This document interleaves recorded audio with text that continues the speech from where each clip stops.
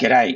In the last video, we had a look at quadratic functions, and one of the critical points that we need to find when graphing a quadratic function are the x-intercepts. And as I said in the last video, that's probably the trickiest thing to find. Now, in this video, we're going to have a look at finding the x-intercepts by converting your function into intercept form, and then solving by using the null factor law, which we have done last unit. So it's a bit of a refresher more than anything else, but I also wanted to just pick out a couple of nice little techniques that might help you get your answers a little bit faster than we've looked at in the past. But let's start off with a really simple one. With example 1 here, we've got y equals 2x minus 6, x plus 4. Now, when you look at exercise 3C in the textbook, you'll see that all of these equations are just set equal to 0. Remember, that's how we find zeros. It's how we find x-intercepts. So I thought I'd write them as functions since this is a functions unit. So we've got 2x minus 6, x plus 4, and we want to find the x-intercepts. And I let y equal 0. So therefore, we've got 2x minus 6, x plus 4, that is y, is equal to 0. By the null factor law, we've therefore got 2x minus 6 is equal to 0, 2x is equal to 6, x equals 3. Yes, you could do all that in your head, no dramas at all. Or null factor law, which means one or the other is equal to 0, x plus 4 equals 0, x equals negative 4. Now, I think it's a really good practice to write your x-intercepts, your zeros, as coordinates off to the side. It just really helps put that critical information together and remind you that you're not finding a value for x, you're actually finding a coordinate to graph. So there's example 1. Example 2, x squared minus 8x minus 33. So the critical numbers are negative 33. Now, note what I do here. I'll do it in blue so that you can see them.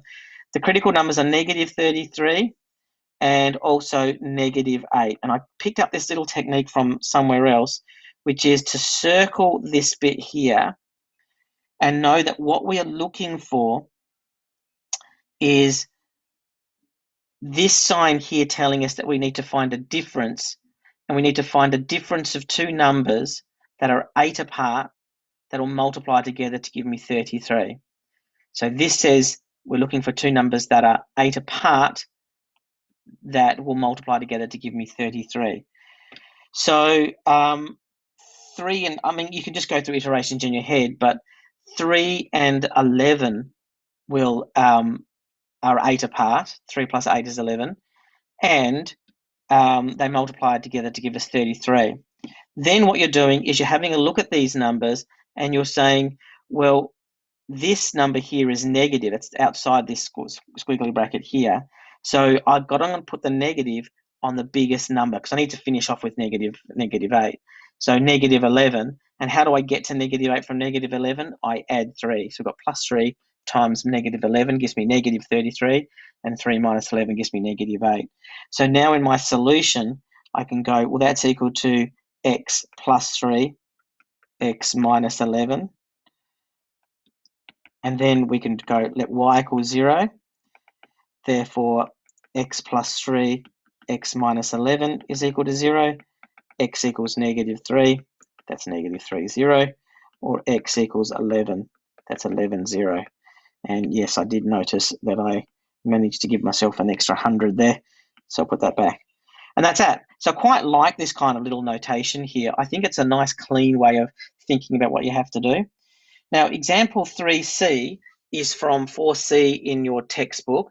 And that one is 6x squared plus 13x plus 6. So y is equal to that one there. And we're going to factorize it as our first step. Now, I should point out, always look for a highest common factor. I saw a 6 here and saw a 6 here and got excited, but then realized there's a 13 there, so that's not going to help us at all. So there's no common factor here, but please don't forget to check for it. Now, in this method, I don't know if you remember the AC method. If not, go back and have a look at the video that explains it. But the AC method says the first thing we do is we multiply A and C together, and that gives me my number. So 6 times 6 is positive 36. And then I've got the middle number underneath, and that is positive 13. Now I'm going to circle this part again, and this is what we're going to focus our efforts in. This time we've got a plus. which means I now want to find two numbers that will add together to give me 13, that will multiply together to give me 36. Okay, so again, you can go through the iterations like 6 times 6. Well, 6 plus 6 is 12, so that doesn't help. I can go through the 3 times 12 is 36, but that is 3 plus 12 is 15. But we've also got 9 times 4 is 36. So our two numbers are going to be 9 times 4. And now I look at this sign here, it's positive 13, which means the biggest number keeps the plus, but so does this number as well. Plus 9 times plus 4 is equal to plus 36, and yes, 9 plus 4 is equal to 13. So if that happened to be a negative out here, you'd say that's negative 9, and then you'd need another negative 4 to make it to negative 13. But anyway, I just wanted to point that out. I just really like that kind of way of working it out. It seems to be a lot less trial and error-ish. So back to the main problem, we've now therefore got a little method of splitting up that middle term. So we've got 6x squared plus 9x plus 4x plus 6. We'll then take our common factor for the first pair, and that is 3x, and that leaves me with x plus 3. And then I'll take out a common factor of 2, and that leaves me with, sorry, that should have been 2 there, shouldn't it? That leaves me with 2x plus 3. And now I can use grouping by that expression 2x plus 3 to completely factorize 2x plus 3 times 3x plus 2. Okay, so for the x-intercepts, I let y equal 0. Let y equal 0. Therefore, 2x plus 3, 3x plus 2 is equal to 0. I'm just going to go straight to the answer, and I hope that's okay. X is equal to negative 3 on 2,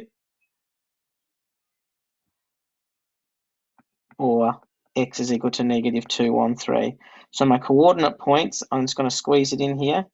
I'll squeeze it underneath, is minus 3 on 2, 0, or minus 2/3, 0.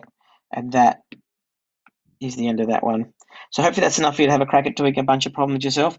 If anyone who's interested, I've also got another more even less trial by error kind of way of figuring out these non-monic trinomials. So if you're interested, let me know, and I'll either show you one-on-one in class or we'll put another video together.